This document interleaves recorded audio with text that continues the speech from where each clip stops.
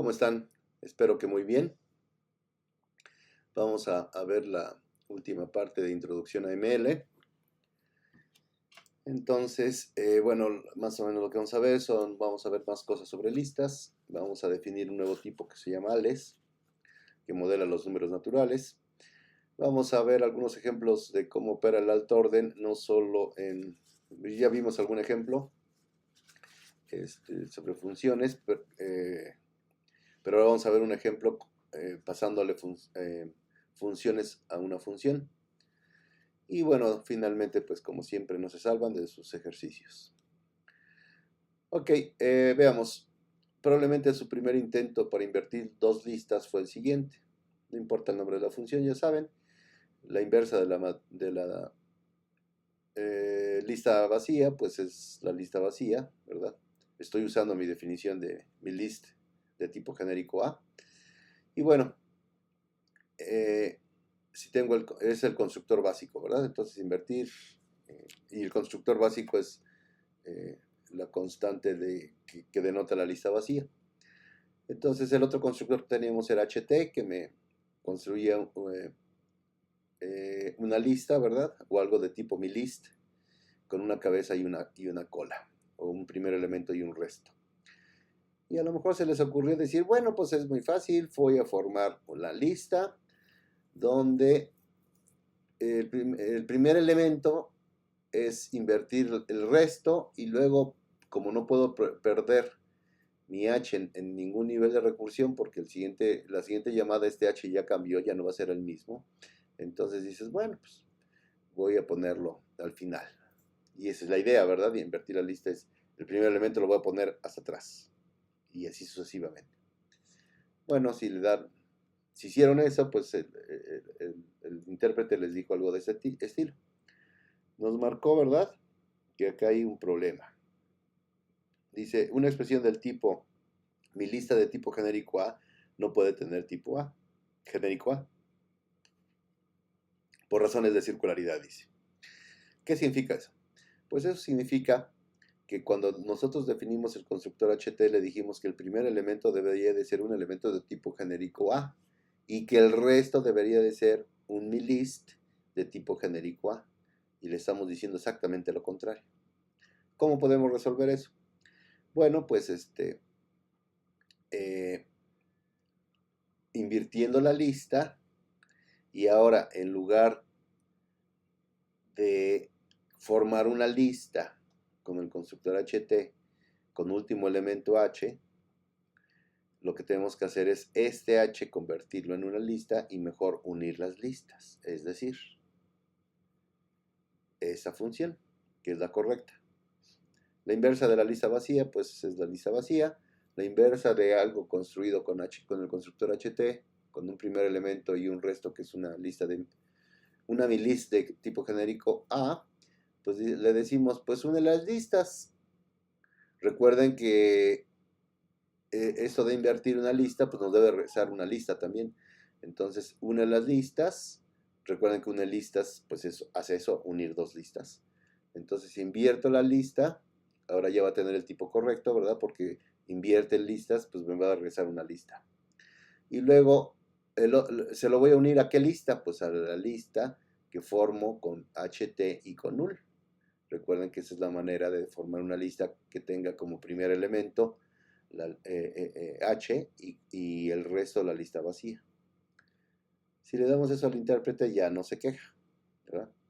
Dice, bueno, el valor de eso que me has dado a interpretar es una función int de tipo genérico A, y lo que hace es tomar como dominio mi lista de tipo genérico A y me regresa un elemento de mi lista de tipo genérico A. De tal manera que si yo le digo que invierta la lista que invierta esta lista, ¿verdad? Con elementos 1, 2, 3, 4, pues entonces, pues sí, justamente lo que me va a regresar es, ok, dice eso, el resultado de eso es la lista con elementos 4, 3, 2, 1. Y es de tipo mi list de enteros. Ya saben que le pueden pasar una lista de cualquier tipo. que sea genérica la función, pues nos quiere decir que no importa el tipo de los datos, ¿verdad? Lo que importa es la estructura, como recordarán de la sesión anterior.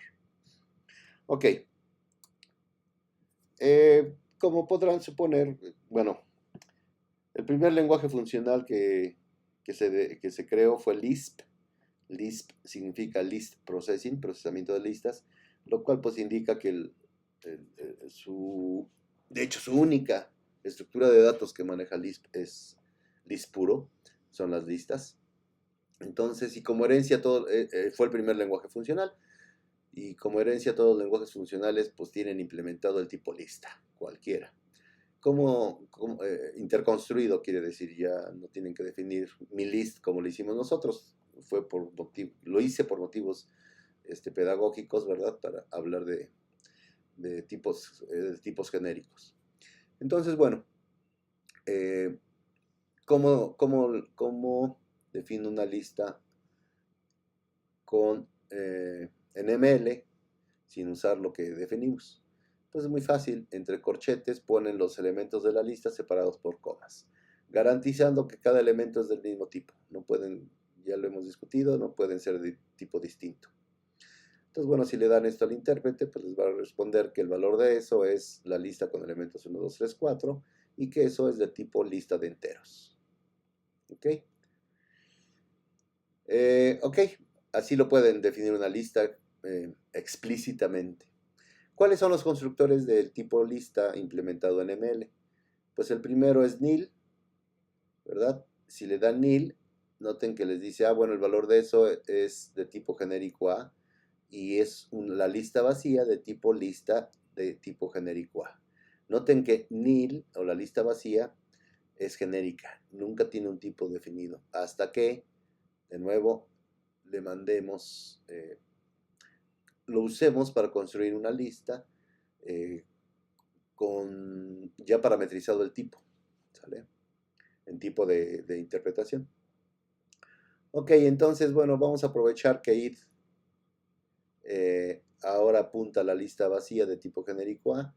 Entonces, cuando yo le digo que forme una lista cuyo primer elemento es el entero 1 y el resto es la lista vacía, entonces él automáticamente dice, bueno, como el primer elemento que me está dando es de tipo entero, entonces pues forma la lista con un elemento de tipo entero, con el elemento 1. Y nos dice que es una lista de enteros.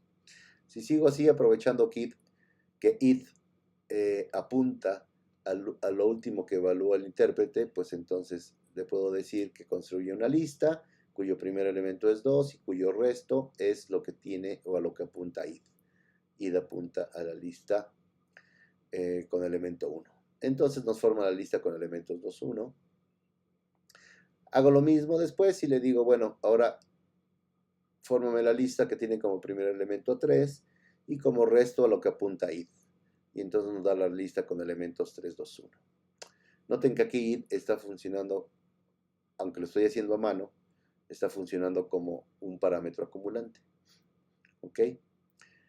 Entonces, estas ideas que he hecho de aquí para acá, esto que he hecho de aquí para acá, lo vamos a usar justamente para definir la inversa con parámetro acumulante.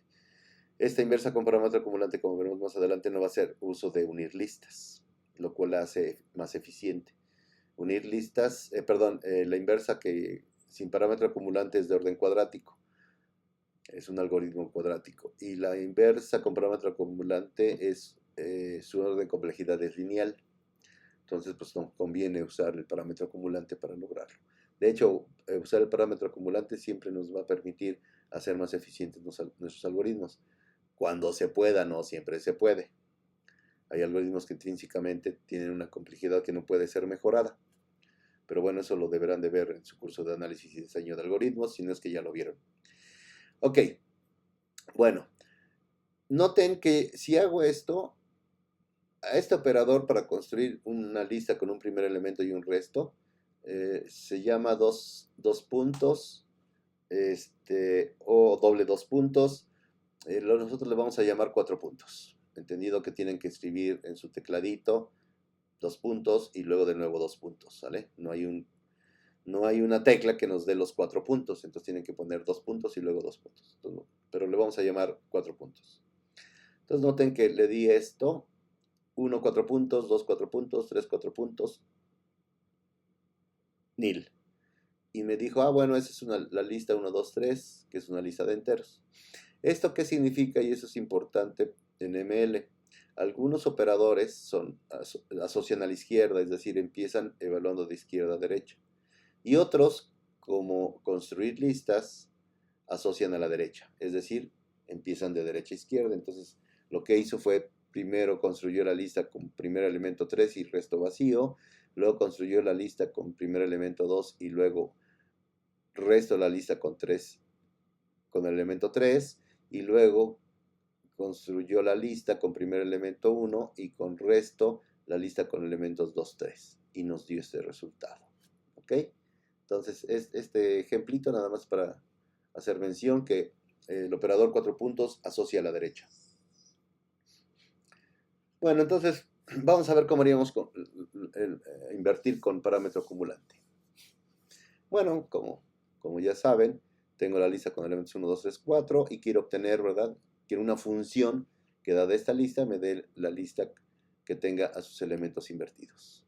La lista con elementos enteros 4, 3, 2, 1 para este ejemplo. Puede ser, acuérdense que invierte listas de tipo genérico, entonces puede recibir como parámetro listas de cualquier tipo que esté previamente construido, ya sea por interconstruido en el lenguaje o construido por ustedes como programadores o como usuarios del lenguaje. Bueno, entonces, si seguimos el ejemplito que hicimos aquí de usar a id como parámetro acumulante, lo podemos más o menos hacer lo mismo acá. Ok, la primera vez que llamo a la función, el primer llamado recursivo, bueno, el primer llamado a la función todavía no es recursivo, sino es el primer llamado. Va a recibir como elementos a quién. Bueno, va a recibir una lista que puedo separar entre su cabeza y su resto. Y bueno, el neutro, para construir elementos de tipo lista, su neutro de construcción es la lista vacía, ¿verdad? Entonces de entrada recibo la lista vacía. Esto es para poder hacer esto de acá. 1 con nil, ¿sale? Entonces, bueno, mando nil. Mando la lista que quiero invertir y mando nil. Vamos a desarrollar el algoritmo. Intuitivamente vamos a desarrollar el algoritmo para invertir con parámetro acumulante una lista. Bueno, entonces, ¿qué debo de hacer? Me debo llamar recursivamente, ¿verdad? Con el resto de la lista. Y voy a ir acumulando. No puedo perder el primer elemento porque en el siguiente llamado recursivo este 1 ya no lo voy a ver. Como aquí se ve, ya no voy a ver al 1, ya lo perdí. Entonces no lo puedo perder. Y entonces lo que hago es construyo una lista, voy acumulando esos resultados. Construyo una lista con el primer elemento y lo que vengo acumulando. Al inicio pues debe ser nil. Ok, entonces en el siguiente llamado, ¿verdad? Va a recibir esta lista, perdón, va a recibir esta lista que está acá, pero lo separamos con su primer elemento y su resto. Y esta lista, ¿verdad? Que ya he procesado, 4 puntos nil, pues me va a dar la lista con el elemento 1. Entonces, ¿qué hago? Pues de nuevo, me llamo recursivamente con el resto y el primer elemento de ese nivel de recursión de la lista, en este nivel de recursión, lo debo de construir, debe de ser el primer elemento de una lista que construya con lo que vengo acumulando, que era 1, este 1 de acá. Al siguiente llamado, de manera similar, tengo la lista con elementos 3 y 4, pero separo el 3 con el resto. El resto es la lista con el elemento 4. Y ya que se hizo esta operación, entonces pues me resulta la lista con elementos 2 y 1. Y me llamo recursivamente con el resto, ¿verdad? Y el primer elemento lo tomo para formar una lista que lo tenga él como primer elemento y como resto lo que vengo acumulando. Aquí está lo que estoy acumulando. En el siguiente llamado Me llamo con la lista con el elemento 4 y con la lista con elementos 3, 2, 1, que es esto que tenemos acá. Pero bueno, vuelvo a separar, ¿verdad? Mi primer elemento del resto.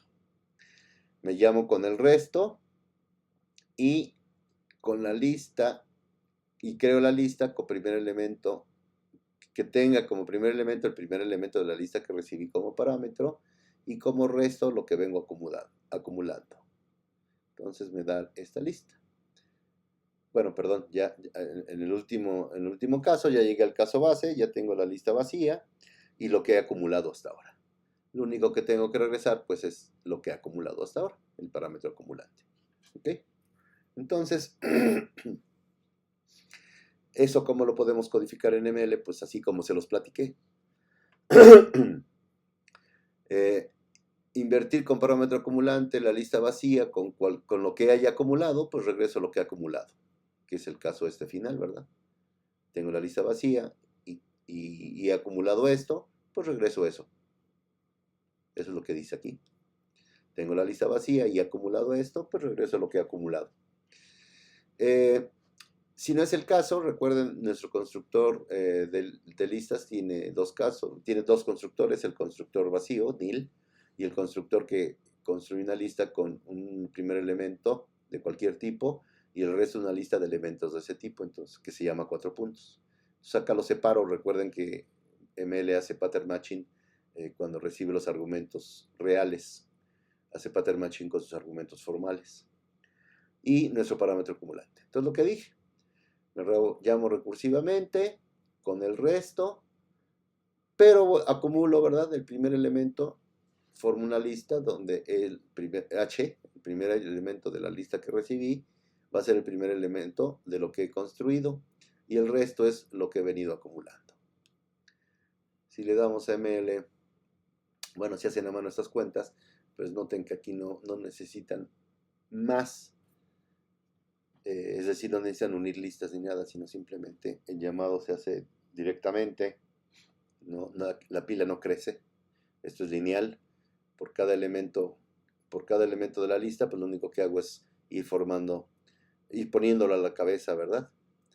Entonces, bueno, si le doy esto, pues me dice, ya saben que el valor de eso que acabo de definir es la función que se llama infpa, que es de tipo genérico A, que toma una lista, dos listas de tipo genérico A y nos regresa una lista de tipo genérico A.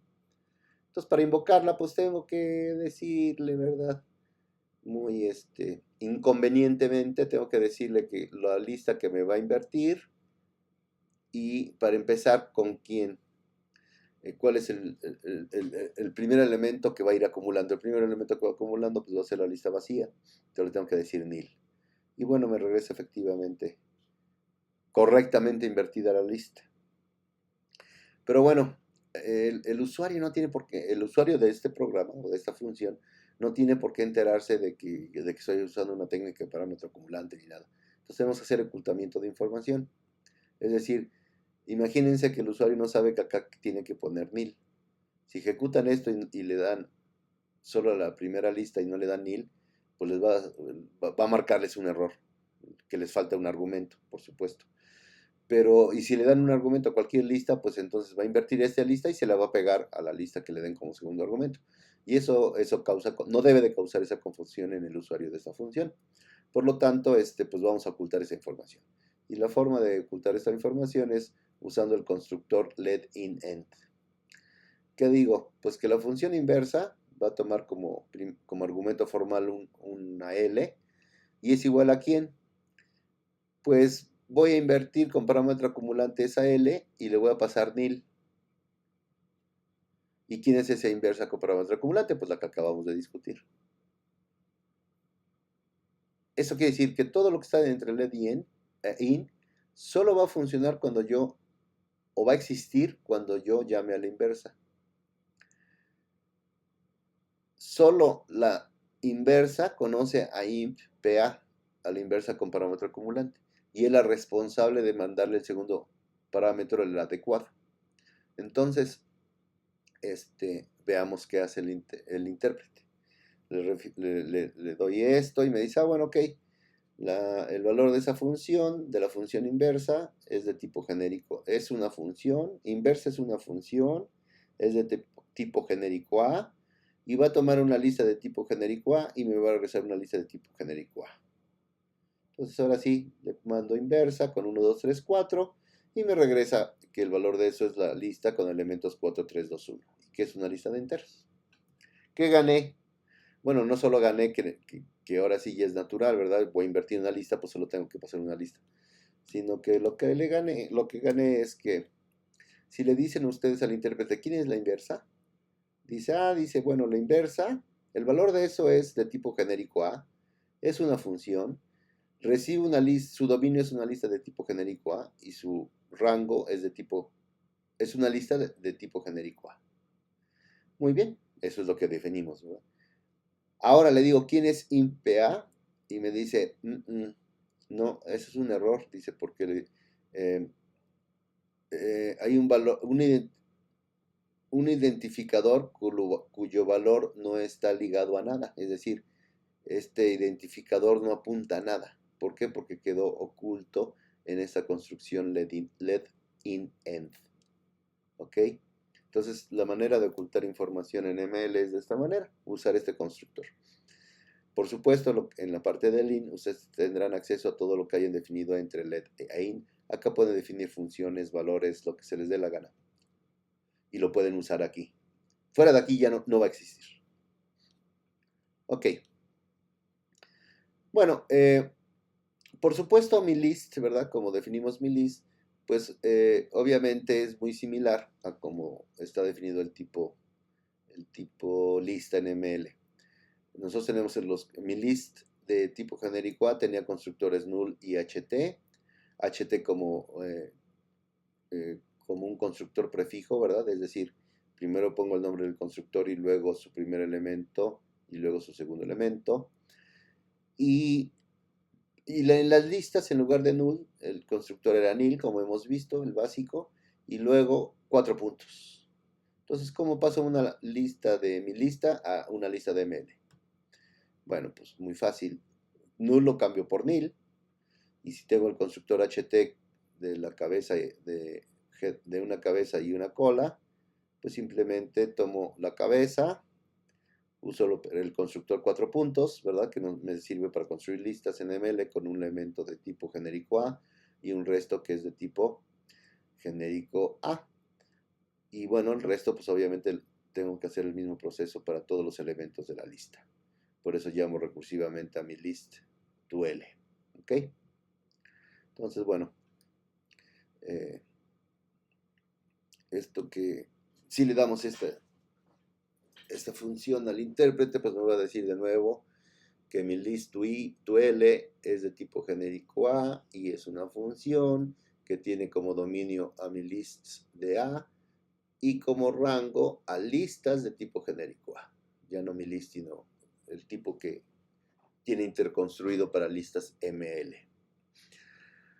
Ok, entonces si le damos, por ejemplo, mi list to L de HT de 1, 2, 3, 4, bueno, etcétera, todo esto, pues nos va a regresar la lista como lo conoce ML, ¿verdad? Dice, entre corchetes me pone los elementos 1, 2, 3, 4 y me dice que es una lista de enteros. Ok. Bueno, ahora queremos modelar en ML a los naturales. Entonces, nos tenemos que ir acostumbrando a esto que vamos a hacer ahorita. Y eso que es que partimos de una definición recursiva de objetos, de cualquier tipo de objetos. Y lo que debemos de hacer es definir un tipo en ML adecuado para ese tipo de objetos que queremos modelar. Entonces, bueno, una definición recursiva de los naturales es que 0 es un natural y que si n es un natural, entonces el SDN o el sucesor de n también es un natural. Y luego dice que n es un natural solo si se obtiene por las reglas 1 y 2 anteriores. Esto lo que hace es evitar que podamos escribir cualquier otra cosa. Por ejemplo, S de 0, 0. Poner una S 0, 0. Eso no puede ser porque 0 antes de 0 antes de cualquier natural solo puede ser S. Y en el caso de básico es el caso base de los naturales, que es 0, y ese es el caso recursivo. No te dice si n es un natural, entonces S de n es un natural. Estamos haciendo referencia a los naturales. Bueno, en ML no necesitamos dar la cláusula 3, sino solo las dos primeras cláusulas. Aquí pasó algo raro, pero bueno. Entonces, ¿cómo lo defino el tipo de datos en ML? Pues ya saben, la palabra mágica data types, le digo ales, y los ales tienen dos constructores. El constructor básico, que es z para 0, y el constructor s para que toma ales para el sucesor. Ese recursivamente se aplica ales. Obviamente el caso base 0, entonces, pues bueno, se lo damos al intérprete, ¿verdad? ¿Y qué nos dice? Pues eso ya saben que le hemos definido el tipo ales, ¿verdad? Que hay un nuevo tipo que se llama ales, y que ese tipo, casi de la misma información, cuando ve el sucesor, cuando nosotros le digamos ese, lo va a tomar como una función de ales en ales. Y cuando le dé el constructor z, se va a evaluar a z, a él mismo, que es un ales, el caso básico. Por lo tanto, pues cuando le digo z, pues me dice que z, el valor de eso es z, y es un ales. Si le digo s de z, me dice que el valor de eso pues es s de z, y es un ales.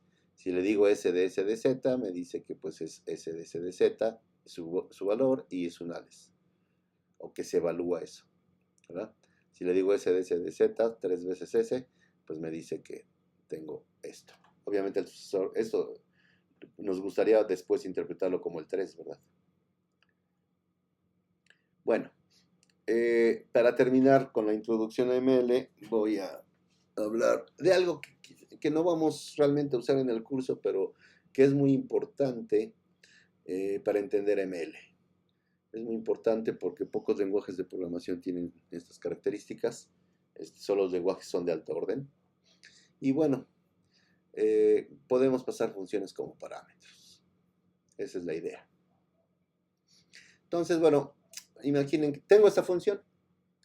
Tengo esta función que se aplica, que lo que va a hacer es a una lista le va a aplicar una función a los elementos de la lista, no a la lista, a los elementos de la lista. Y me debe de regresar una lista a la cual se le está formada por haber aplicado la función a los elementos de la lista de entrada. Como acá dice, si tengo la lista vacía y una función, pues regreso nil. Si tengo una lista con una cabeza h y un resto t, pues entonces a y una función de enteros en enteros. Acá fíjense que estoy explicitando de qué tipo son las funciones, la función que puedo aplicar. Lo que va a hacer es aplicarle la función a h y construir una lista cuyo primer elemento pues, va a ser ese, el resultado de haberle aplicado la función al primer elemento de la lista, y el resto, pues, el resultado de aplicarle al resto de la lista la función f. Entonces, bueno, si le damos ese código a ML, nos regresa que aplica es una función que toma un par de argumentos, una lista de enteros y una función de enteros en enteros. Y nos regresa una lista de enteros. Bueno, entonces, por ejemplo, si defino la función al cuadrado de n, que pues lo que hace es eso, elevar al cuadrado un número natural, pues entonces me dice, si le digo eso, le doy ese código, me dice que la función square de n, que es n por n, pues es una función de enteros en enteros.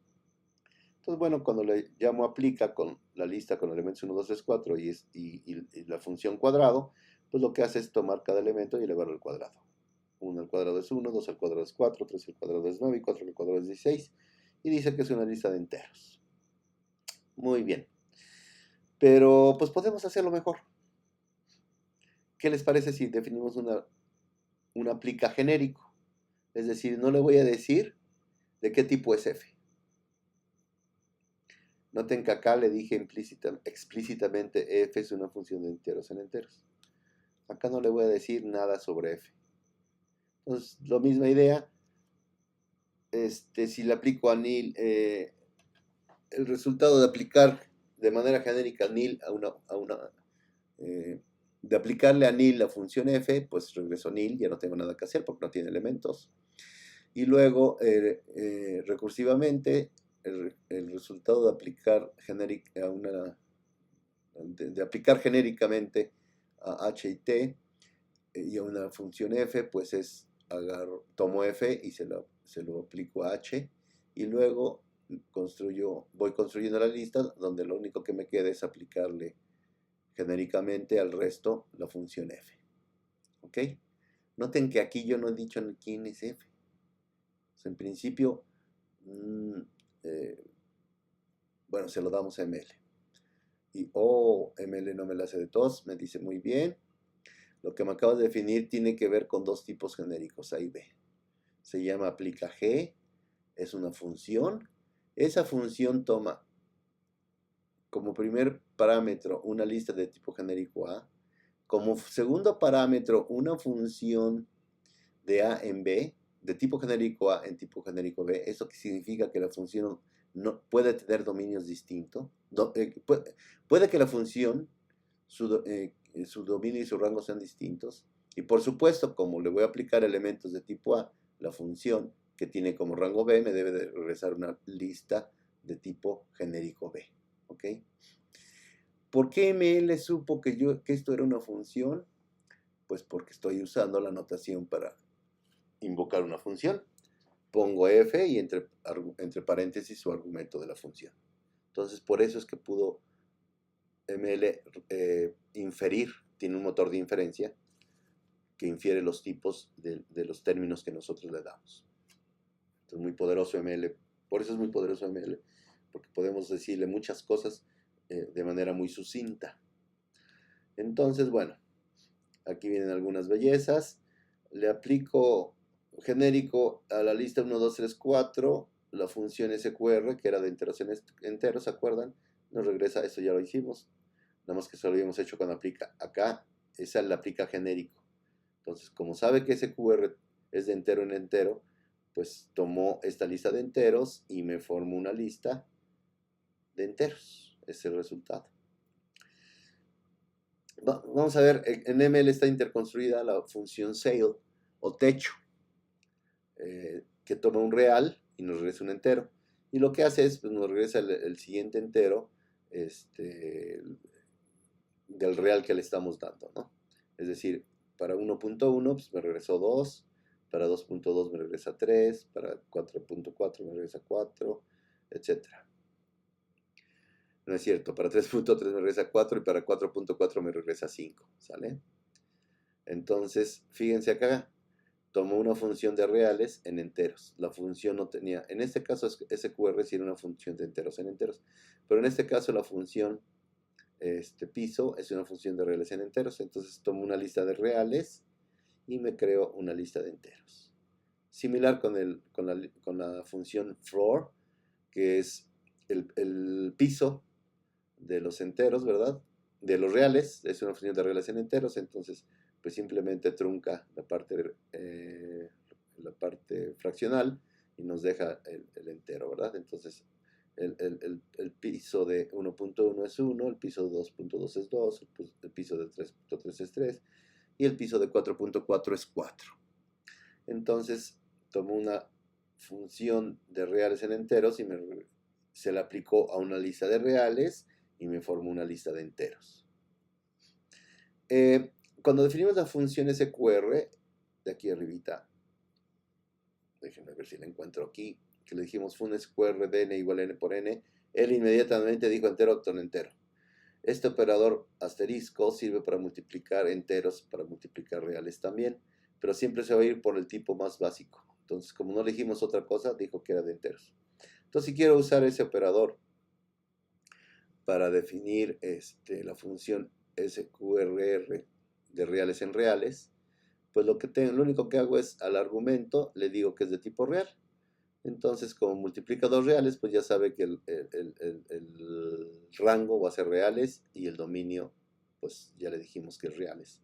Acá se lo estoy diciendo a la hora de definir el parámetro formal de la función. Entonces, bueno, pues como se podrán imaginar, si le aplicamos g a esta lista de reales, pues los eleva al cuadrado, ¿verdad? Entonces 1.1 me da 1.21, 2.2, 4.84, etcétera. 4.4 me da 19.36, que es una lista de reales. Entonces, bueno, son de las características, además del pattern matching, de que hace inferencia de tipos.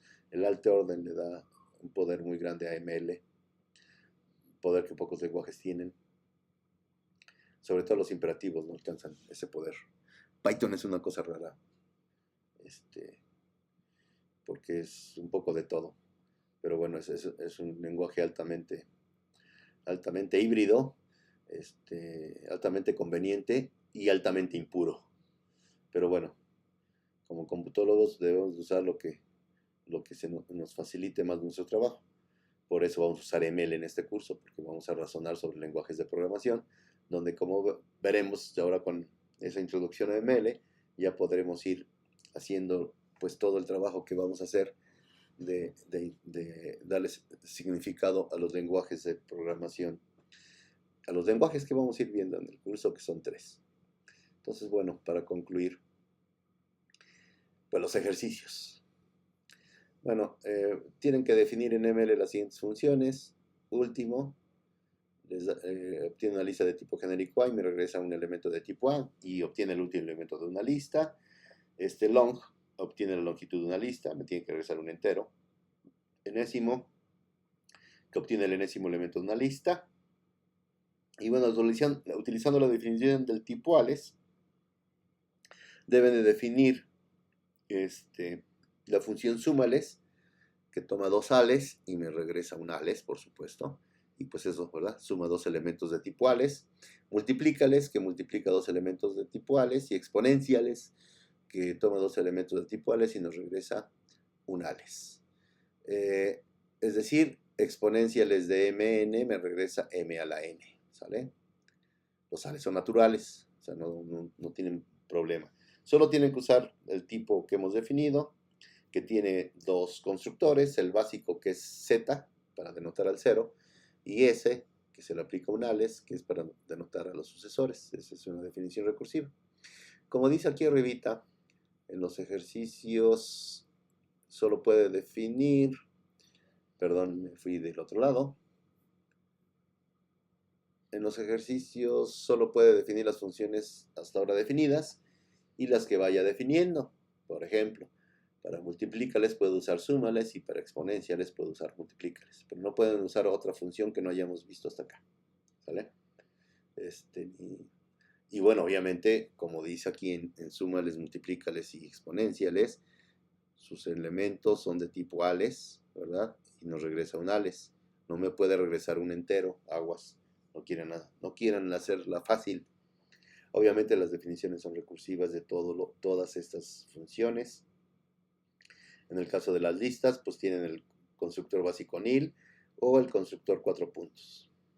Como ya he comentado, cuando tengo el constructor en una función 4 puntos, me sirve como constructor y como de constructor. Aquí yo estoy separando la lista que viene, estoy tomando su primer elemento. Gracias al pattern matching que hace ML, en H me va a dejar el primer elemento de la lista que le llegue y en T el resto de la lista. Va a instanciarlo con el resto de la lista T.